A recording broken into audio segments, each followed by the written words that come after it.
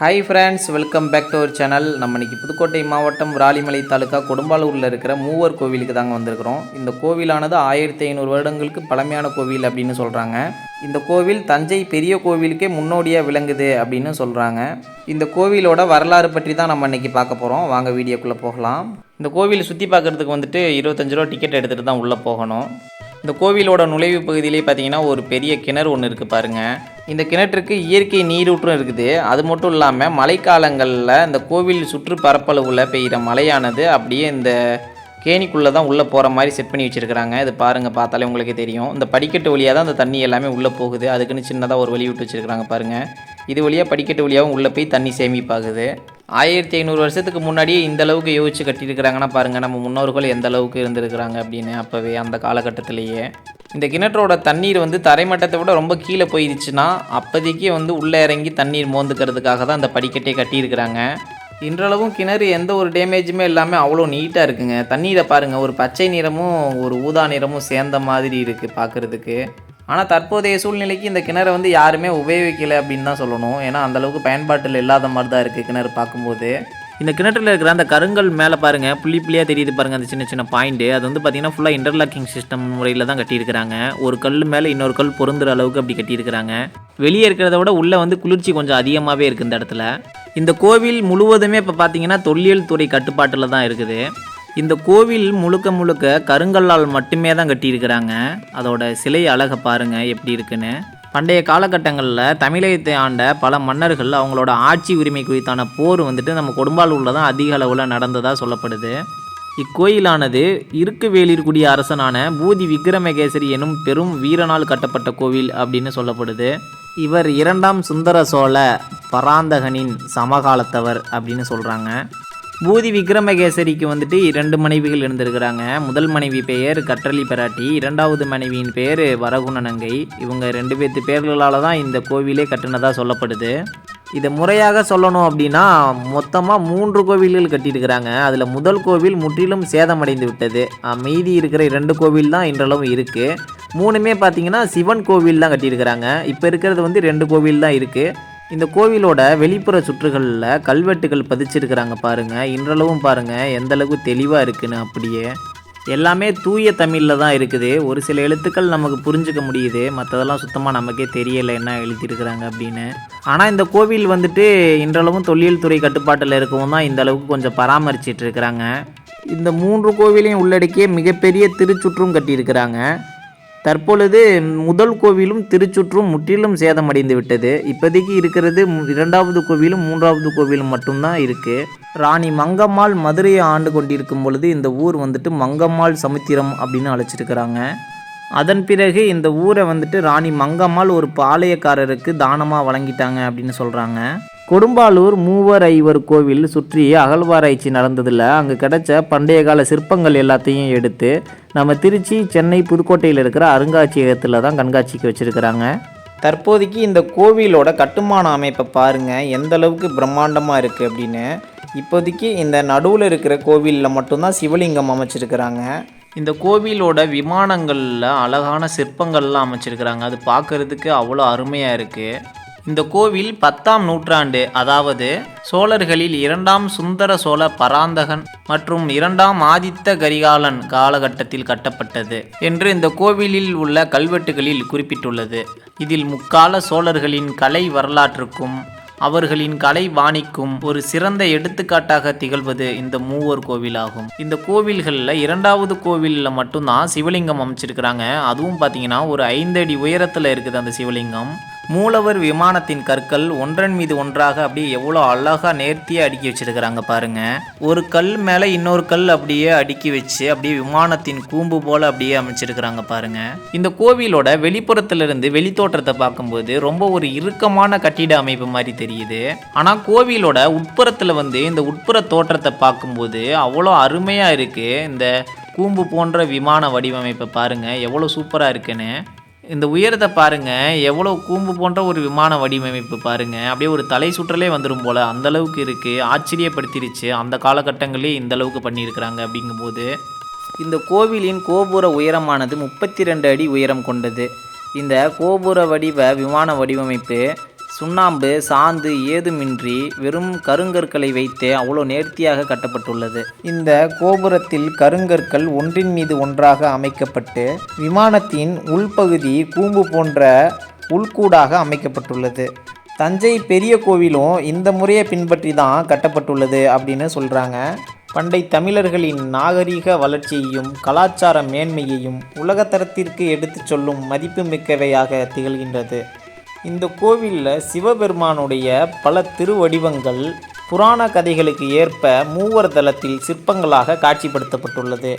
இந்த கோவிலோட கட்டிடக்கலைகளை பார்த்தீங்கன்னா அவ்வளோ பிரமிப்பாக இருக்குங்க. பார்க்குறதுக்கே அவ்வளோ அருமையாக இருக்குது பாருங்கள். இந்த கோவிலோட அடித்தளமாகட்டும் மேல் தளமாகட்டும் எல்லாமே பார்த்திங்கன்னா அவ்வளோ நேர்த்தியாக இருக்குது. இந்த கோவிலில் நான் பார்த்து வியந்தது என்ன அப்படின்னா அந்த விமான வடிவமைப்பு கூரை தாங்க. அது பார்க்குறதுக்கு அவ்வளோ பிரமிப்பாக இருக்குங்க. வெளிப்புற தோற்றம் வந்து பார்த்திங்கன்னா ஒரு கடினமான கட்டிட வடிவமைப்பு மாதிரி இருக்குது. அதே உள்கூடு பார்த்திங்கன்னா உள் சைடு இருந்து பார்க்கும்போது உள்ளுக்குள்ளே அடுக்கடுக்காக கருங்கற்களை வச்சே பார்த்திங்கன்னா அந்த விமான வடிவமைப்பு கலசம் வந்து வச்சுருக்குறாங்க. அது பார்க்குறதுக்கே அவ்வளோ அருமையாக இருக்குங்க. உள்ளே இருந்து பார்க்குறதுக்கும் வெளியே இருந்து பார்க்குறதுக்கும் அவ்வளோ வித்தியாசம் இருக்குது. ஆனால் இந்த கோவில் வந்துட்டு 3 கோவில்கள் கட்டியிருக்கிறாங்க. அதில் முதல் கோவில் வந்து முற்றிலும் இடிஞ்சிருச்சு. அதற்கான தடயம் மட்டும்தான் இருக்குது. இது வந்து பார்த்திங்கன்னா யாரும் சேதப்படுத்தின மாதிரியெல்லாம் தெரியலை. காலப்போக்கில் தானாக அழிஞ்ச மாதிரி தான் இருக்குது. மீதம் இருக்கிற இந்த 2 கோவில்களும் பார்த்திங்கன்னா ஒன்றை ஒன்று அப்படியே ஒத்து போகுதுங்க. எந்த ஒரு மாறுபாடும் இல்லை. சிறிய அளவிலான மாறுபாடுகள் மட்டும்தான் இருக்குது. மற்றபடி பார்த்திங்கன்னா ரெண்டும் ஒரே மாதிரி தான் இருக்குது. இது ரெண்டுக்குள்ளே இருக்கிற என்ன ஒரு பெரிய வித்தியாசம் அப்படின்னா முதல் கோவிலில் உள்ள சிவலிங்கம் இருக்குது கருவறையில். 2வது கோவில் பார்த்திங்கன்னா உள்ள சிவலிங்கம் இல்லை, வெறும் கருவறை மட்டும்தான் இருக்குது. இந்த கோவிலோட உள்கூடும் பாருங்கள் எப்படி இருக்குன்னு. அதே போல் தான் இங்கேயும் இருக்குது. 2 கோவிலும் பார்த்திங்கன்னா ஒரே மாதிரியான வடிவமைப்பில் தான் இருக்குது. இந்த மேற்கூரையில் இருக்கிற கருங்கற்களில் ஈரப்பதம் தெரியுது பாருங்கள். இங்கேருந்து பார்க்குறதுக்கு நல்லாவே தெரியுது. ஆனால் இந்த கோவில்களில் எந்த ஒரு பூச்சி வேலையுமே நடக்கலை அப்படின்னு சொல்லப்படுது. ஒரு கல் மேலே இன்னொரு கல்லை வச்சு தான் அப்படியே கட்டியிருக்கிறாங்க அந்த காலகட்டங்கள்லேயே. பாருங்கள், அப்போ நம்ம முன்னோர்களோட கட்டிடக்கலை எந்த அளவுக்கு வியக்கத்தக்க வகையில் இருக்குதுன்னு நீங்களே பாருங்கள். எனக்கு இந்த கோவிலோட மேற்பகுதியில் தலை நிமிர்ந்து பார்க்கும்போது ஒரு ஆழமான கிணற்றுக்குள்ளே கீழே குனிஞ்சு பார்த்தா எப்படி ஃபீல் ஆகுமோ அந்த மாதிரி ஃபீல் தான் எனக்கு ஆகுது. கோவிலோட உட்பகுதியில் 2 சைடு வந்து சுவர்களில் வந்துட்டு ஒரு சின்ன இடுக்கு மாதிரி கல் ஒன்று வச்சுருக்குறாங்க பாருங்கள். அதே மாதிரி தான் இந்த புறமும் வச்சுருக்குறாங்க. கோவில் முழுவதும் பார்த்திங்கன்னா கருங்கற்கல்லால் ஆனதுனால உள்ளுக்குள்ளே இருக்கும்போது நல்லா செம்ம கூலிங்காக இருக்குங்க. குளிர்ச்சி வந்து அந்தளவுக்கு உள்ளே தெரியுது. இதில் என்ன இன்னொரு முக்கியமான விஷயம் அப்படின்னா இந்த கோவிலில் வந்துட்டு இப்போதைக்கு தற்போதைய நிலையில் எந்த ஒரு பூஜை வழிபாடுமே நடக்கிறதில்ல. அப்படி இருந்தாலுமே நிறைய பேர் இந்த கோவிலுக்கு வந்துட்டு இறை வழிபாடு பண்ணிக்கிட்டு தான் இருக்கிறாங்க.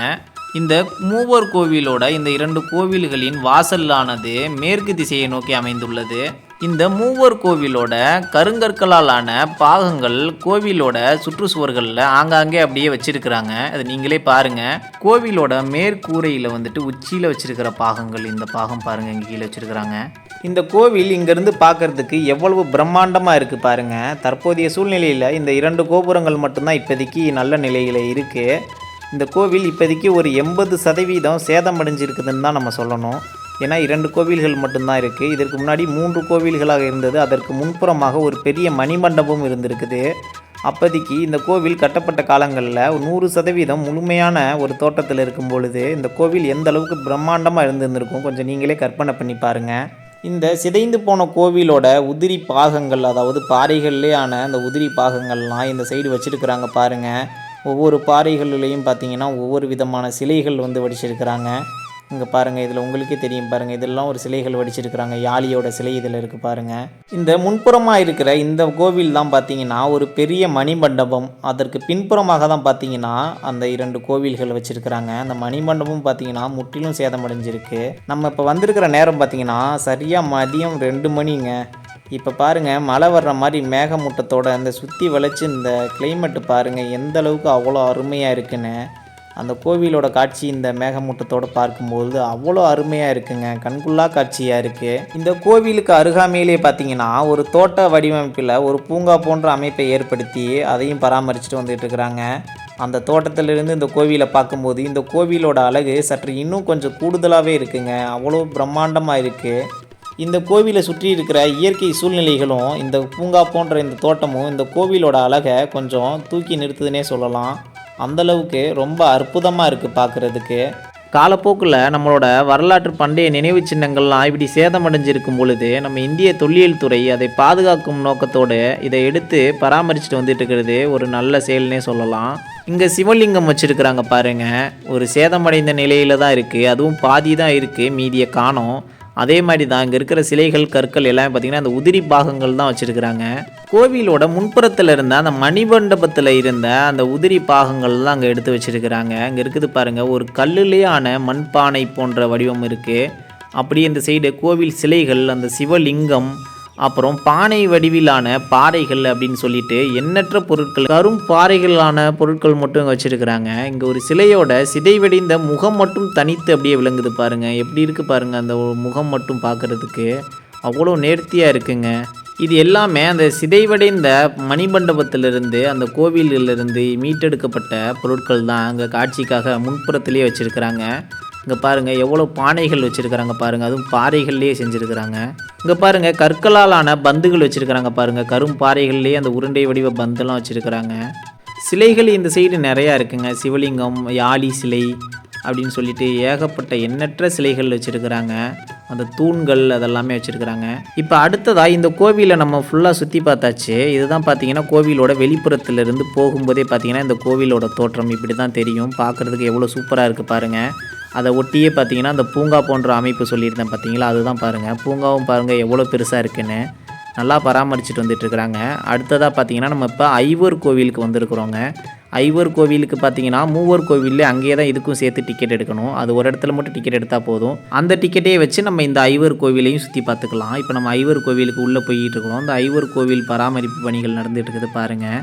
தோட்டத்து வேலைக்கெல்லாம் தனியாகவே ஆள் வச்சு பார்த்துட்ருக்குறாங்க. நல்லா பராமரிச்சிட்ருக்காங்கன்னே சொல்லணுங்க. அந்தளவுக்கு சூப்பராக இருக்குது கோவில். உள்ளே போகும்போதே பார்த்திங்கன்னா ஒரு நோட்டீஸ் போர்டில் ஐவர் கோவில் அப்படின்னு சொல்லிட்டு அதோட விளக்கங்கள் கொடுத்துருக்குறாங்க. ஐவர் கோவில் பாருங்கள், இதுவும் பார்த்திங்கன்னா முற்றிலும் சிதைவடைந்து தாங்க இருக்குது.